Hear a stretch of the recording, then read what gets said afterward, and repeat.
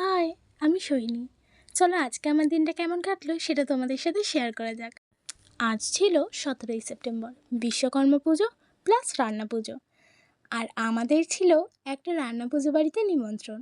আমি, মা আর বাবা সেখানেই চলে গিয়েছিলাম। সেখানে পৌঁছে কিছুক্ষণ রেস্ট নিয়ে তারপরে খেতে বসেছিলাম। পান্তা ভাত, নানা ধরনের ভাজা, ইলিশ মাছ, কাতলা মাছ এবং নানা ধরনের তরকারি, মিষ্টিটা আমি খাইনি যেহেতু অনেক মিষ্টি খাওয়া হয়ে গিয়েছিল। এখানে নারকেলের কিছু একটা ছিল, 2 ধরনের পায়েস ছিল। খাওয়া দাওয়া সেরে সেখান থেকে আসার পথে এম বাজার পড়ে এবং সেই কারণে আমরা একটু এম বাজারে ঢুকেছিলাম শপিং করতে। পরীক্ষার কারণে সেরকম একটা শপিং করা হয়নি। আর পুজোর আগে যতই অনলাইন শপিং করা হোক না কেন, পুজোর সময় কোনো শপিং মলে গিয়ে শপিং না করলে সেই পুজো ভাইবটা আসে না। আমার তো আসে না, আর কার আসে না সেটাও আমাকে কমেন্টে জানিও।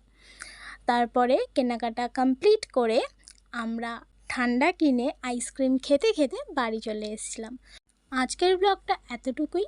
তোমাদের কেমন লাগলো আমাকে কমেন্টে জানিও। ভালো লাগলে একটা লাইক আর বন্ধুদের মধ্যে শেয়ার করে দিও।